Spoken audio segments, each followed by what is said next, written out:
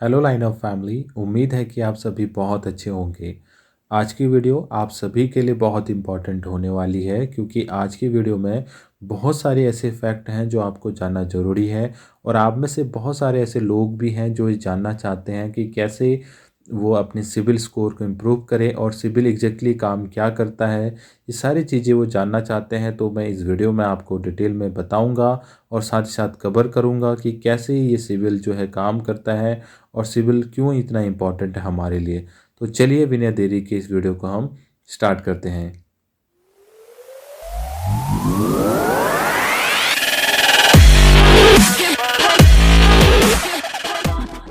इस वीडियो में हम सबसे पहले कवर करेंगे कैसे आप free annual credit report generate कर सकते हैं, कैसे आप अपने इम्प्रूव कर सकते हैं क्रेडिट स्कोर को, कुछ ऐसे तथ्य जो सिविल के बारे में जानना बहुत ज़रूरी है, और क्रेडिट रिपोर्ट एजेंसी इंडिया के अंदर कौन कौन सी हैं और इन एजेंसी का क्या काम है, ये सारी चीज़ें हम आगे वीडियो डिटेल में कवर करेंगे।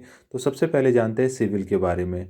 जो भी आप अपने बैंक से या फाइनेंशियल इंस्टीट्यूशन से या लेंडर से जो भी लोन लेते हैं या क्रेडिट कार्ड लेते हैं, तो उसका डिटेल जो होती है बैंक फाइनेंशियल इंस्टीट्यूशन सिविल को दे देती हैं, और उसके बेस पे सिविल जो है आपका क्रेडिट स्कोर फाइनलाइज करती हैं। अब जान लेते हैं इंडिया के अंदर क्रेडिट रिपोर्ट एजेंसी कौन कौन सी है। सबसे पहले है ट्रांस यूनियन। ट्रांस यूनियन जो है अमेरिकन कंपनी है, इन्होंने टेक ओवर कर लिया है सिविल को। इसके बाद आता है इक्विफैक्स, इसके बाद आता है एक्सपीरियन।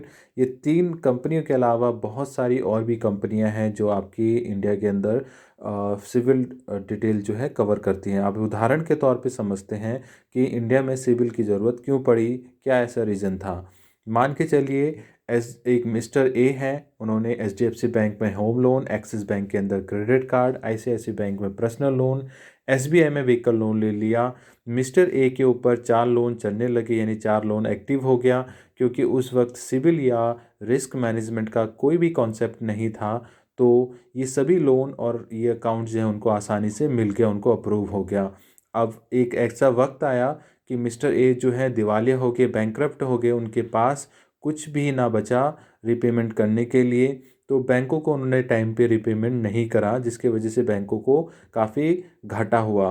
अब क्या होता है, साल के अंत में सभी बैंक अपना बैलेंस शीट जारी करती है, उसमें बैंक अपने लोन्स, बैड लोन्स और उनके जो घाटे और मुनाफे वो सारी चीज़ें जो हैं शो करती हैं। तो फाइनली क्या हुआ, RBI bank of the head होने के नाते आरबीआई ने उन सभी बैंकों से पूछा, भाई क्या कारण था जिसकी वजह से आप सभी को घाटा हुआ।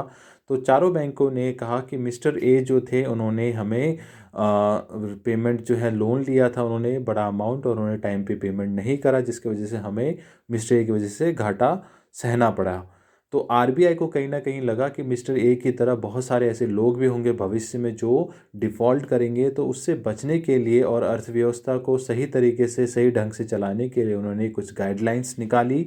और ये गाइडलाइंस के रूप में उन्होंने क्रेडिट ब्यूरो की स्थापना करी और उनको लाइसेंस दिया और उनको रेगुलेट करके ये कहा कि आपको इस गाइडलाइंस के तहत सभी फाइनेंशियल इंस्टीट्यूशन से डाटा कलेक्ट करना है, और कलेक्ट करने के बाद एनालाइज करने के बाद रिस्क एसेस करने के बाद 3 अंकों के डिजिट में कन्वर्ट करके आपको एक स्कोर जनरेट करना होगा। और जो स्कोर की पैरामीटर्स रहेंगे वो 300 से लेके 900 के बीच में रहेगा, जिसके बेस पे जो भी बैंक्स हैं या फाइनेंशियल इंस्टीट्यूशंस हैं, बाद में मिस्टर ए की तरह जो भी अलग लोग होंगे उनको लोन देते समय उनकी स्कोर को वेरीफाई कर पाएंगे कि उनको लोन देना है या नहीं, जिसके बेस पे बैंक डिफ़ॉल्ट की संख्या को कम कर पाएगी और बैड लोन्स को कम कर पाएगी। तो साथ ही साथ बैंकों को भी ये गाइडलाइंस जारी करेगी कि आपको सभी जो बैंकों जो ग्राहक हैं उनकी डिटेल्स आपको साझा करना पड़ेगा सिबिल को।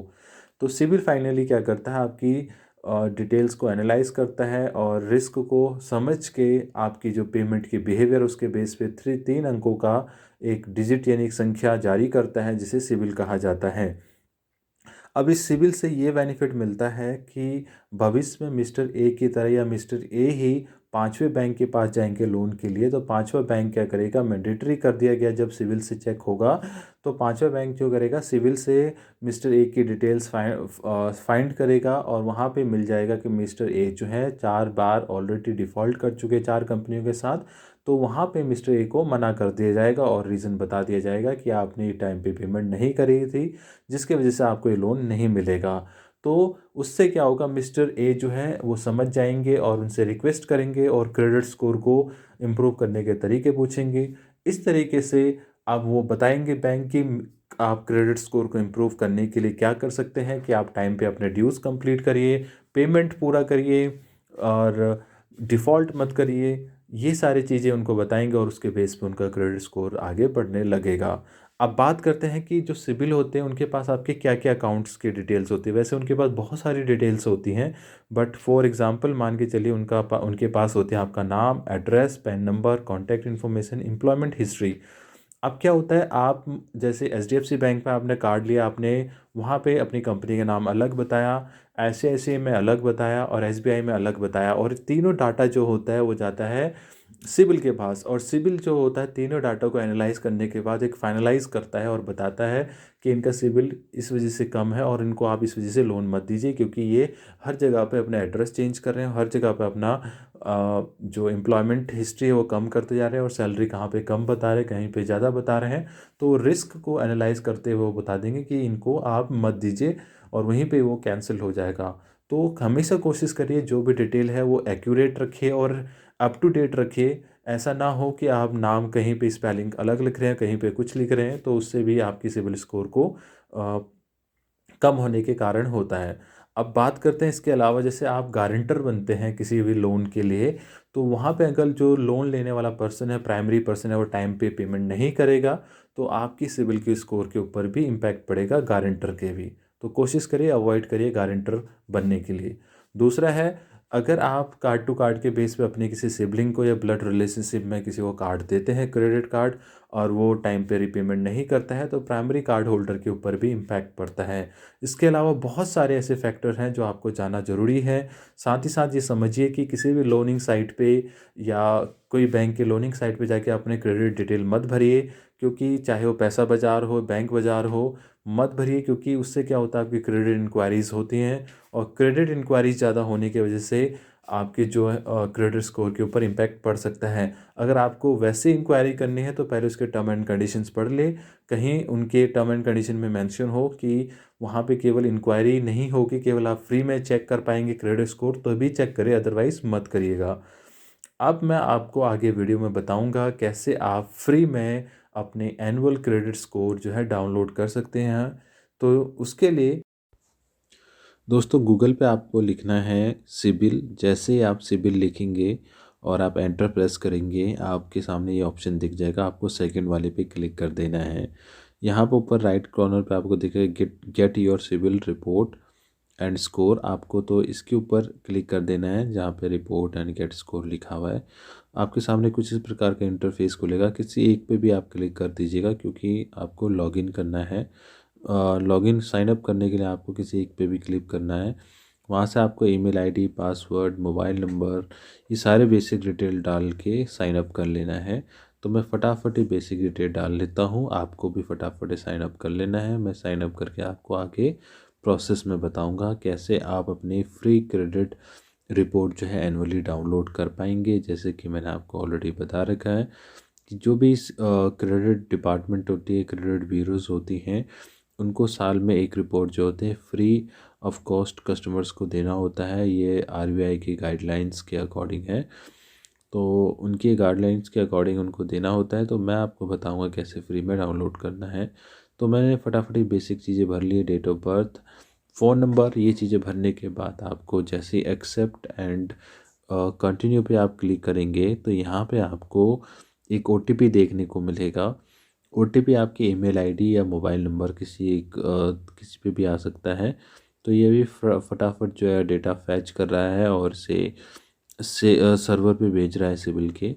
उसके बाद आपके सामने एक ऑप्शन आएगा ओटीपी का। यहाँ पे आप देख सकते हैं ओटीपी का ऑप्शन आ चुका है।